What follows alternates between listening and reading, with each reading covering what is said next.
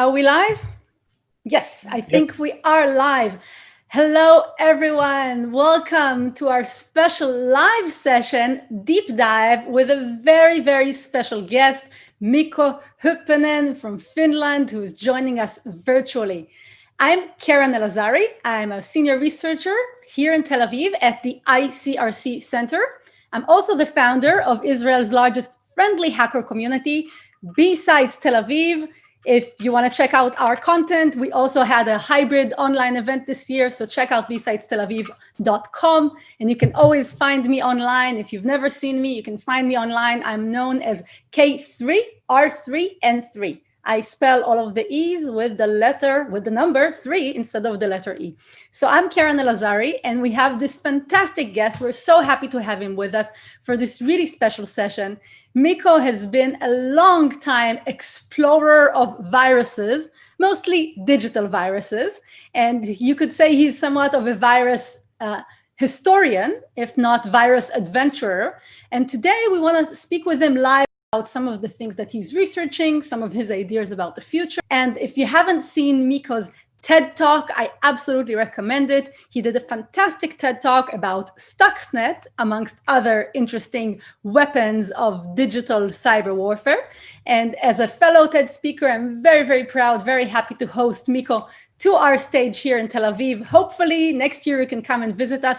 Mikko, thank you so much for joining us from Finland. How are you today? I'm great, Keren. It's really good to see you, and I'm really happy to be part of this. And it's always great to be on stage with a fellow TED speaker. Well, we are so happy. We're so grateful that you could join us. I've been trying to get you to Tel Aviv in person for years. After 10 years, we made it happen digitally. Next year in Tel Aviv, God willing, with a safe new reality, a post-corona future. By the way, I will remind everyone that Mikko is also one of our speakers tomorrow at the special Life After Corona session. Check it out under the agenda in the main track tomorrow afternoon, starting at 3:30 p.m. Israel time. That should be about 8:30 East Coast time, 30 p.m. Central European time. So please join us. I hope I got the time zones right. If not, make sure to check the agenda on the website, but join us for the Life After Corona session. So let's jump right into the questions. And I want to remind everybody that you can also send us your questions live. I'm monitoring our website and I can see if you're sending us questions live, I can see them and ask Mikko. So you can go ahead and reach out to us there. Mikko, let's start with some of your adventuring and your research. I know that you've looked at viruses for a long time. You've been looking at different types of cyber threats, not just viruses. Let's dig a little bit deeper into the things you're researching right now. We know that ransomware is a big phenomena. What have you seen with ransomware happening right now, with gangs, with extortion trends, with maze? What are you seeing in that field of ransomware, which is, of course, the talk of the town? Everybody's talking about ransomware during the age of COVID-19. Sure. And we can clearly see eras of ransomware.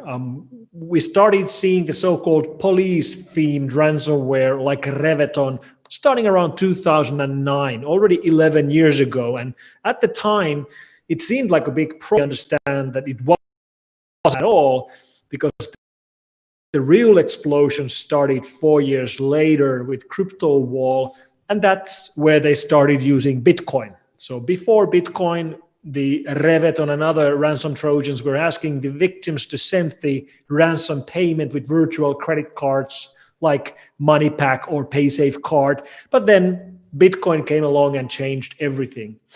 And I think we are right now on the verge of the next step in history of ransomware. There's been now 6 years for companies and enterprises to learn how to cope with ransomware. And cure number 1, don't get infected. Cure number 2, have backups. And the cure number 2 seems to be the one that companies have learned to do over these years. So you would think every large company would have perfect backups at all time. Now we know they don't, because they've been forced to pay ransom over and over again. But this seems to be getting better. Companies take care of backups of their laptops, of the desktop, of the servers, make frequent enough backups, have off-site backups so ransom Trojan gangs can't encrypt the backups. And this is now leading us to the next step of ransomware, which I call ransomware version 2. So this is the next stage in the evolution of ransomware, ransomware 2.0. And we remember those old school ransomware attacks, but it really feels like during the past year, maybe a year and a half, certainly with Maze, the Maze ransomware, it's been around, I think for maybe 2 years, since maybe mid 2018, they really kind of marked this new era, right? So talk us through it. What does the new era of ransomware 2.0, what does that mean? And are you going to share some examples in your speech tomorrow? I'll speak about this tomorrow as well, but it's pretty obvious to see if you put yourselves in the shoes of the attacker. And this is one of the things I like to do when I'm trying to figure out who we are fighting. I'm thinking from the point of view of the attackers, like what are they seeing? How are they coping? How are they seeing the landscape changing, and what are they going to do next? So if your target is to make money with ransomware and you're realizing that fewer and fewer of your victims are paying because they have backups, you have to come up with something new. Maze started this in January. The Maze gang launched a public website, not a website in hidden service in Tor, but actually in the public web, where they would start listing their victims. Like whenever they would hit a company, they would show the company's name on the public web, which immediately increases the pressure on the victim company to get their name off the website, or just to fight the reputation problem. And then to make it even worse, they were threatening to publish information stolen from the victim companies if they didn't pay the ransom. And this is a tough problem because your backups don't help you at all. It doesn't matter how good your backups are. If an attacker is threatening to release your information, no company wants that to happen.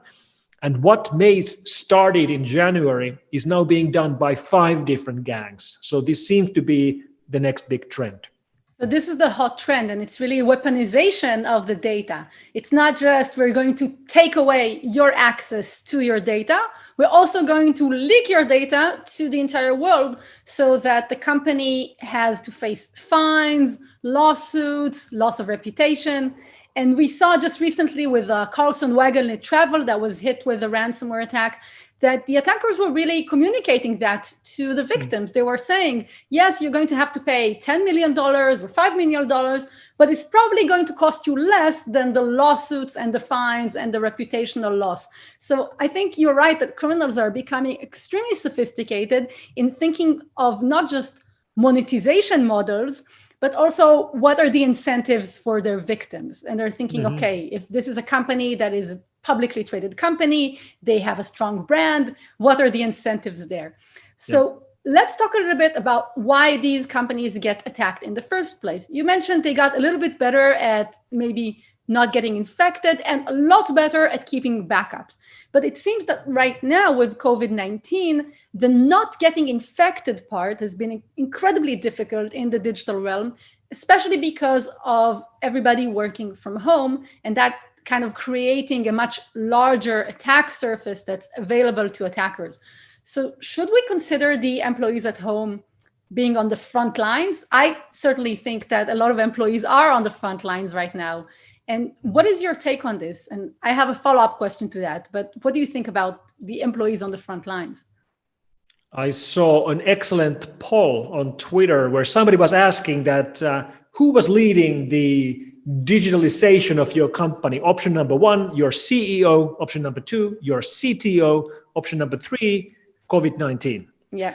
And of course, in most organizations, the reason why we are all able to work remotely and work from home and do all of these things together is COVID-19. And it's a bit sad that it required such a big thing. When you look at it from the other point of view, it's actually great that we're able to use technology to continue working. And I actually believe that if it was biology which got us into this mess, it's technology which will get us out of this mess. However, the reality is that we have much more surface to be exposed right now where everybody's working from home. And we've seen this multiple times. We've seen these massive campaigns capitalizing on people's fear. Scared people are easier people to fool. So when you're sending around emails which claim to be coming from health authorities, where the attachment tells you that there's been infections in your neighborhood, it's not a wonder people click on them. And they will click on them on their work laptops because they are working remotely, they're working from home. We're seeing more exposed endpoints. We're seeing companies move their file servers from the internal network to the public internet so their employees can access them. We're seeing more quickly set up VPN servers, RDP servers. And VPN and RDP servers are prime examples of the ways companies are getting infected today. So we are seeing increased risks in the middle of all of this pandemic. You know, you mentioned people opening these links on their work computers. Today, I think it's almost impossible to even say this is a work computer and this is, you know, a personal device, because we've all had to use whatever devices that we had available to us when we, you know, went into lockdown. And then our family members, our kids, our partners, our spouses, they also need digital devices to do whatever it is they're doing, their works, their education, their leisure, maybe their yoga practice or their violin classes. I heard recently about somebody who was teaching tennis via Zoom, if you can believe it. So we're doing everything online, and the devices are now part of a hybrid work modality. Each device has a little bit of professional use, a little bit of personal use. It's all really mixed together, and it's becoming really hard to draw the line. Now, talking about the line, I wanted to talk to you about this. What about the insider threat, the infamous insider threat? We chatted about this earlier this month, and you talked to me about the Twitter hack as one example, but we're seeing other examples as well. So talk us through, what's your take on this? How do you see the risk of, you know, privileged employees knowingly or unknowingly actually contributing and helping the criminals because maybe they need the money, maybe their life has really changed right now? Yeah, sure. And insider threat has always been a very hard threat to handle or to tackle. You sometimes see headlines that it's the biggest threat. I don't believe that. It is a big problem. It's probably not the biggest threat because we have so mainstream problems, like just, you know, run-of-the-mill malware runs, which are just targeting everybody. But of course, insider threats are so problematic because these attackers are not going to target anyone else. They're only going to target you. And it doesn't actually matter if it's a disgruntled employee who wants to hurt the company because of something he or she feels that something bad has been done to her or him, or if it's an outsider.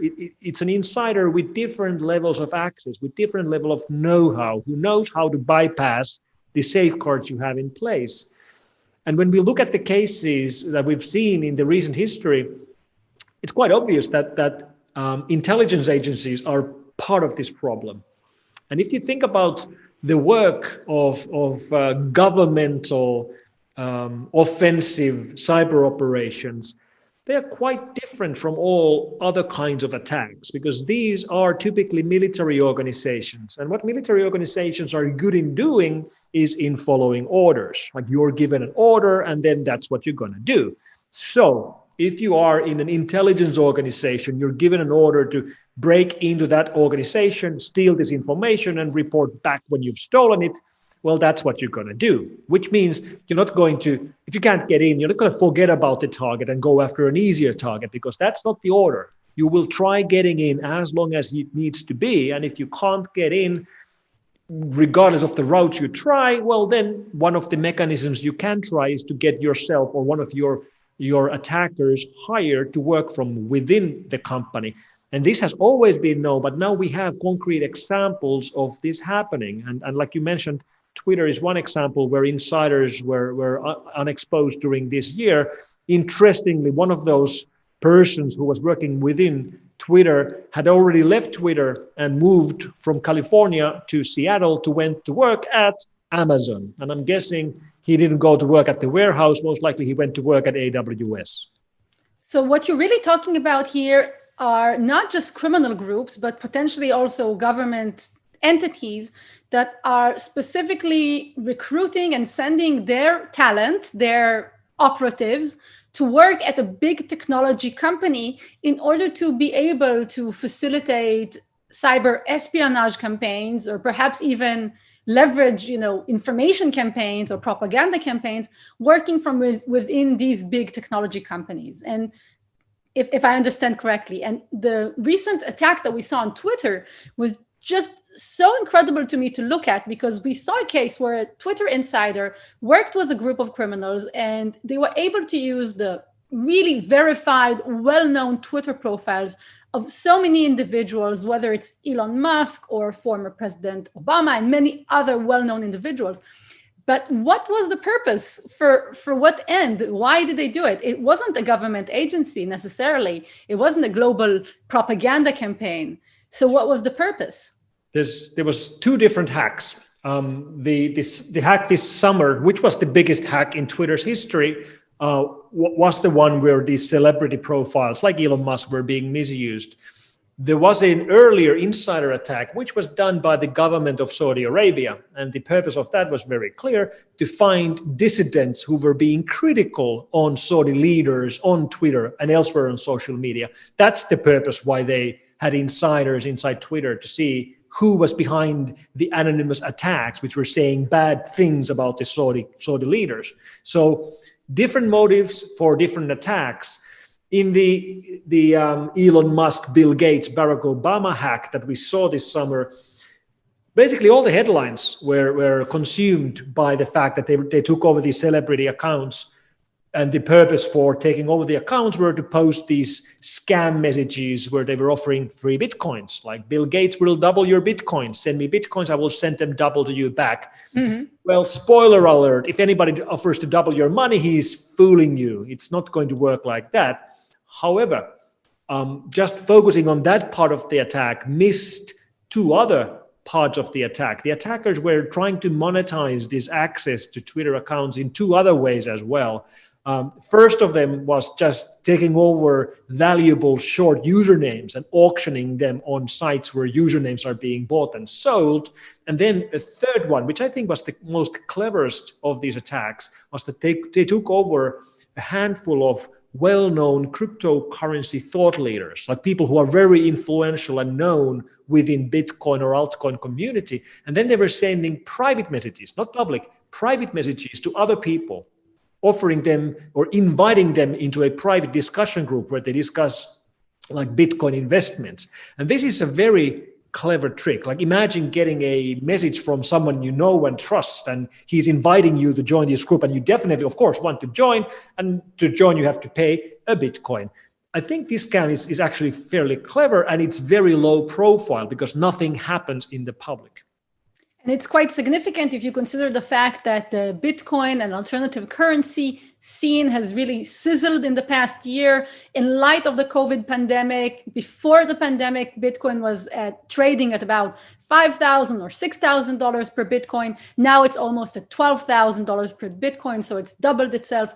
Definitely a lot of people that are trying to get rich fast in that world. And it seems like the criminals are certainly the early adopters, not just of the Bitcoin technology and the currency, but also of the new monetization models to I have an anecdote about that, because I'll tell you a secret. The first time I heard about Bitcoin was when we found a botnet which was mining for Bitcoin. So this must have been around early 2013, I guess. So Bitcoin was invented in 2009, released early 2010, maybe late 2012. Nevertheless, I had never heard of this thing. We were looking at this botnet, which was like just spiking CPU utilization on the infected machines, and we couldn't figure out what it was trying to do. And then we realized it was mining, and then we figured out that there's this new currency, and that's how early adopters cyber criminals can be. They were mining Bitcoins on botnets in 2012 when nobody even knew about this thing. And you can now just only imagine how many Bitcoins they were able to mine back then when they were basically free. Absolutely. And I wish I had gotten some Bitcoins back in 2012 when I first heard about it as well.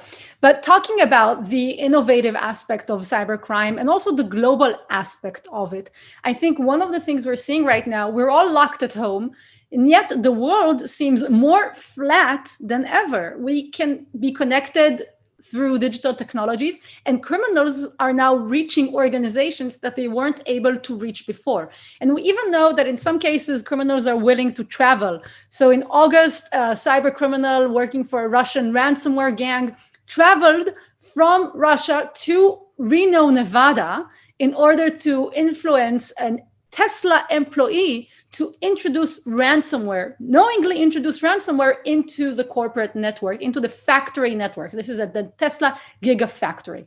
So that's absolutely remarkable. I think that level of aggressive behavior, the bold behavior, they offered the employee $1 million in exchange for those services, which just shows you how much money they were planning to make from this type of attack. It's just absolutely remarkable. So do you see this global behavior of criminal groups or nation state attackers, but not just from Russia, from all over the world? For example, you mentioned Saudi Arabia, but we know that there are definitely some threat actor groups in Southeast Asia, in Latin America, and other parts of the world. Do you see a globalization of the cyber criminal landscape of the ecosystem, even though they can't travel or it's much harder to travel? Do you see them acting beyond their borders? Well, criminals have always misused the global nature of the internet. Internet is one of the few places where we really and truly have no geography. There's no borders, there's no distances, which is great and excellent and horrible at the same time, especially when you are thinking from the point of view of countries where crime isn't really a big problem, like safe countries where crime rates are low. That doesn't help you at all when you leave the real world and when you go to the online world. And we nowadays spend at least 50% of our time in the online world. So when I leave the real world here in Helsinki and go to the online world, I'm no longer in Finland. And as a victim, I'm now as close to any online criminal anywhere in the world as anyone else. So it's a great blessing and a curse at the same time. I believe internet is the best and the worst thing that has happened during our lifetime. Wow, that's a bold statement. And, I think you've got some good arguments for both of those directions. I think the internet has certainly done some amazing things, and it's enabled everybody to thrive and survive during the age of COVID-19. But, the internet isn't completely flat. We know that, for example, in China, there is the Great Firewall of China, and there are limitations on the types of services and websites that people in China could access. And it's the same in other countries as well. And I believe that Russia and maybe several other nation states are also coming up with initiatives to create their own version of the internet, or to create some controls over the section of the internet that their citizens can access. Do you think that would be a solution or a bad idea? Oh, it's a bad idea. That's very clear to me. Like I said, internet is one of the few truly and really global things we have. That's the richness of the internet, and any development which would lead us towards like islandization or balkanization of the internet to disconnect internet into separate parts, that would be a bad development in my book. And there's been many initiatives towards that direction. For example, when spam started to be a big problem on email, I actually heard from many operators and telcos comments that we should just stop accepting any email from that country somewhere in Africa because it's all spam. That's always, I can see why they think that, but it's always a bad idea because internet is global. It should stay global. And if we start fragmenting it, it's going to lose what makes it great. Now, for countries to try to disconnect themselves completely, it's surprisingly hard. Even North Korea isn't completely offline. You can actually scan their network and you'll find live servers from .kp. .kp is the top level domain for North Korea, which isn't, you don't really run into websites with .kp as the TLD, but they do exist. Russia claims they've tried basically doing the same thing China's been doing for quite a while, like disconnecting themselves from the vast internet, which I think has mostly been a propaganda operation. They claimed that they successfully tested this late last year, but we didn't see anything happening. So I don't think they actually did anything. They just claim they have the capability. And one of the things which is making it now very hard to like disconnect all of your citizens from the rest of the internet is movements like Starlink. Like Elon Musk is putting satellites in space. How the hell do you prevent your citizens from just connecting straight up to a satellite and going to the public internet from there? Yeah, that's one example. And of course, we know that Google also has a project called the Loon Project to use stratospheric level balloons previously used for weather forecasting. These balloons will actually allow internet access based on satellite connectivity to remote regions of the world. And they've been testing it out. AWS has been testing out, or Amazon has been testing out some ideas for creating these types of unconnected internet access solutions. Now, this actually brings me back here to Tel Aviv, to something that we just recently heard about here in Israel. I'm curious to hear your opinion. So we had just heard in Israel that one of the major telecom operators has rolled out some 5G connectivity. Now, since you are from Finland, I imagine it's a country with a lot of 5G innovation, a lot of people thinking about cellular communications for a few years. What are your thoughts about 5G in the cybersecurity context? Well, you're right. There's plenty of research being done on 5G right here in Finland. Of course, Nokia headquarters are here, and Nokia Research Center is like a mile away from where I'm right now. However, maybe a bit surprisingly, also Huawei from China has plenty of research centers here in Finland. One of the reasons got to be that they've been recruiting ex-Nokia engineers to work with these Chinese research centers. Now, 5G is here. Like in Finland, the 50 biggest cities already have 5G. Helsinki has 5G, has had for quite a while. And to be honest, the 50th biggest city in Finland isn't a very big city at all. So it's very much here, and the bandwidths are great both up and down. The security implications aren't that obvious. It is a protocol layer change. And as you know, most of the attacks we see are at application layer. So it doesn't actually matter in most attacks at all what's happening beyond that. Having said that, they've done a lot of work at the lower levels to make sure that things like spoofing caller ID or trying to break the encryption between the base stations couldn't be done. I think this is going to be a really fascinating era with 5G. From my point of view, we're going to see more connectivity, which means more different types of devices that attackers can potentially target or exploit.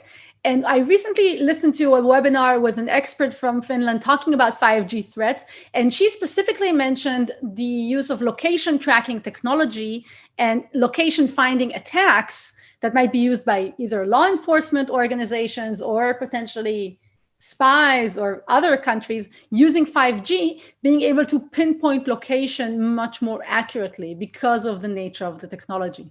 Mm-hmm. That's right. That's very true. It's based on pico cells. So the granularity of your location is much better, even if you're not using GPS, even if you have Bluetooth hotspots disabled, just the base stations are able to tell your location almost like you would be using GPS.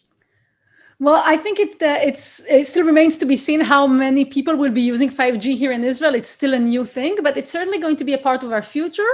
Although in the next 2 to 3 years, it's probably safe to assume we're going to see mostly the same kind of cellular network that we used to have with some pockets of 5G technology built into it.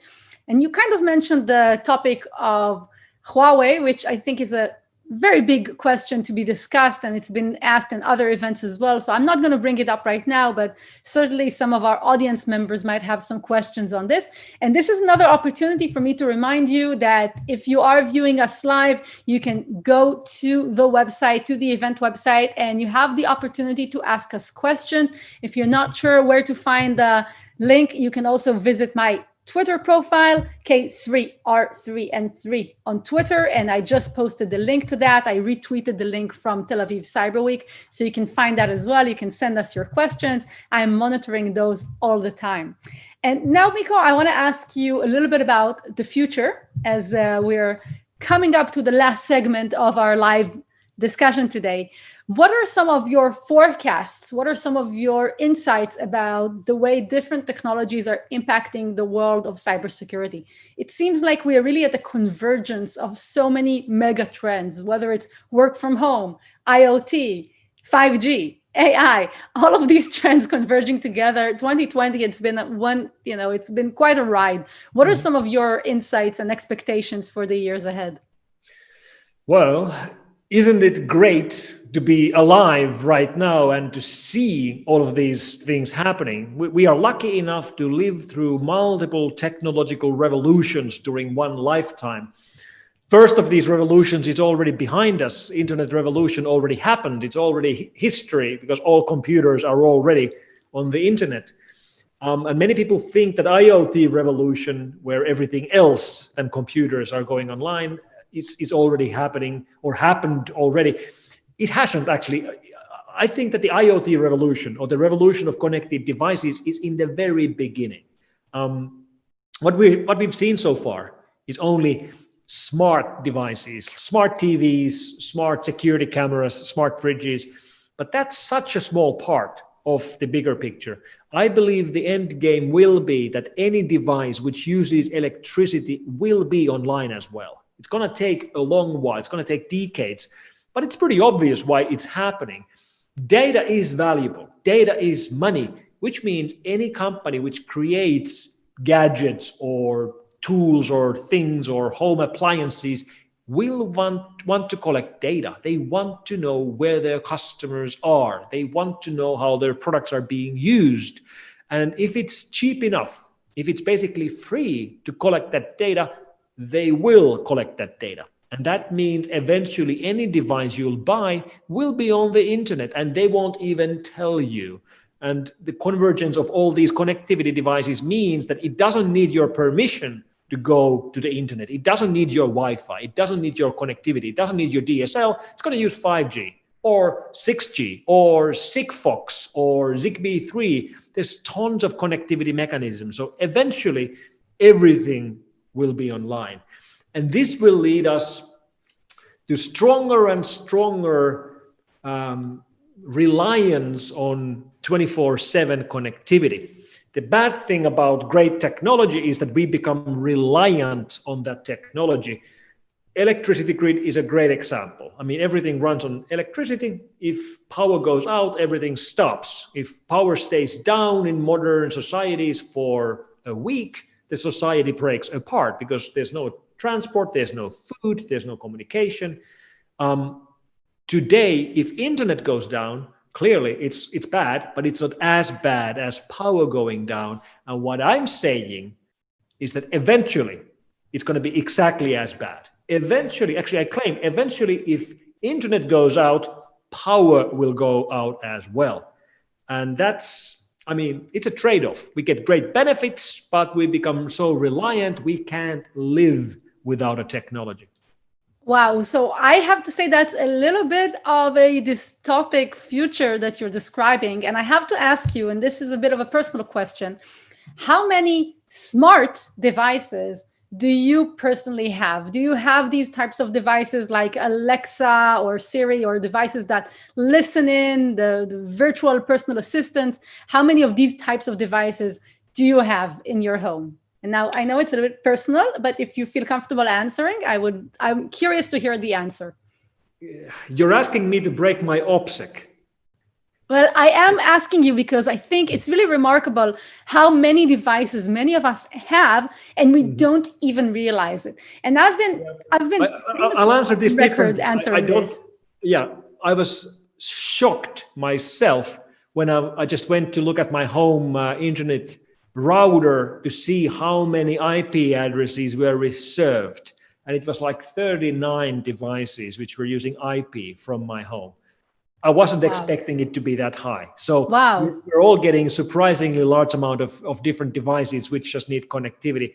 But at least still today, we realize, we understand that these things are online. Like if I want to watch Netflix from my TV, of course it has to be online. And I understand that my TV is on the internet because I can watch Netflix on it.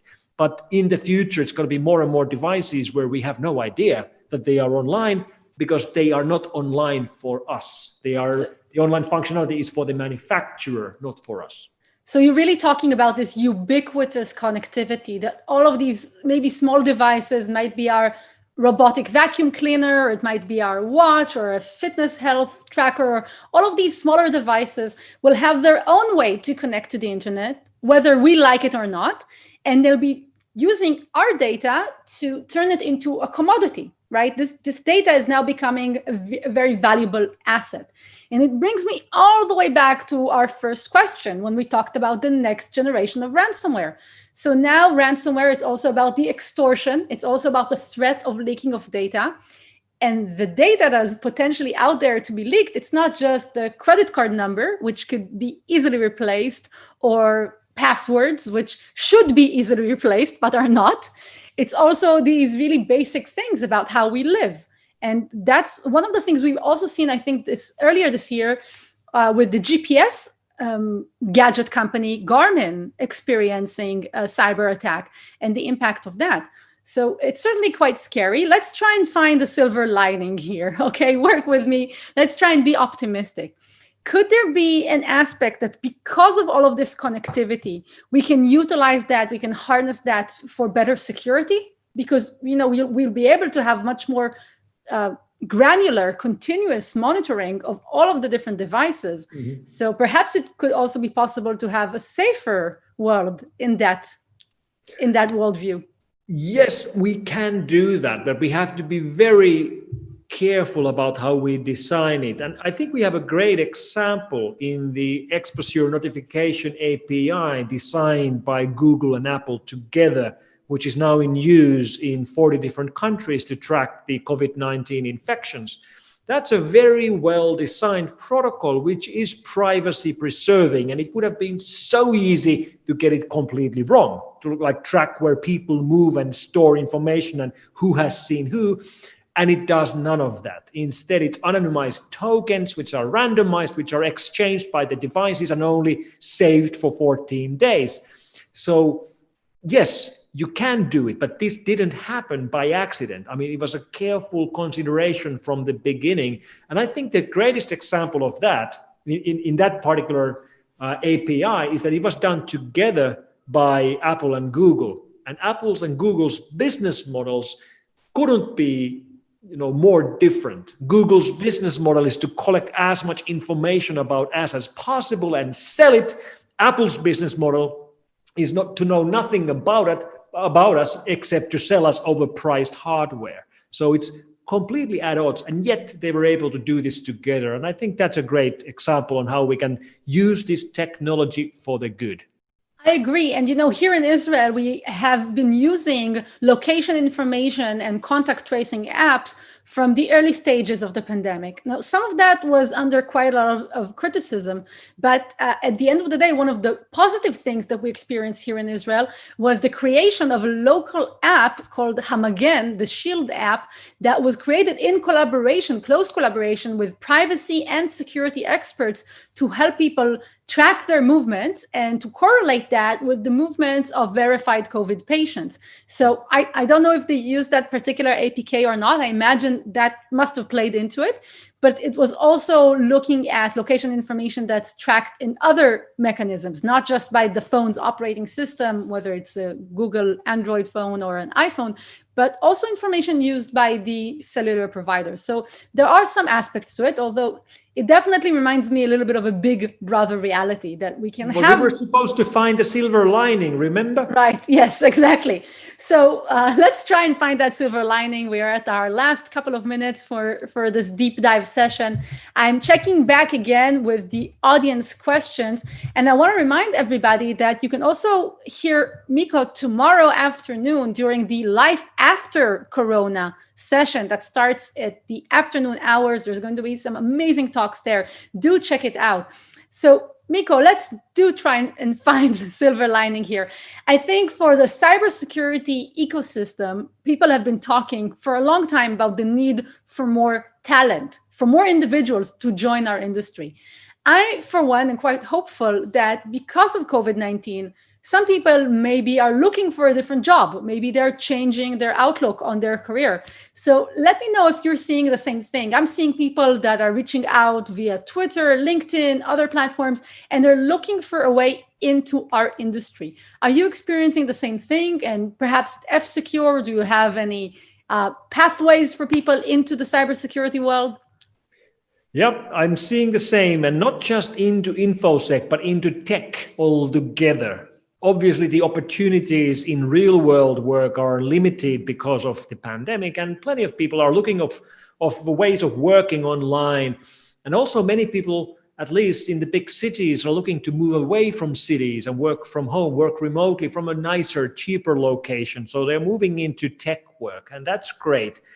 And when I think about InfoSec experts as a whole, when I look at the people working in our labs or working in our consulting units or working at any of the InfoSec companies, I see people who have great skills, great dedication, who could work anywhere in tech, who could be building operating systems or search engines or databases, but they choose to work in security because they want to fight the bad and work with the good. They want to use their skills to help their fellow people.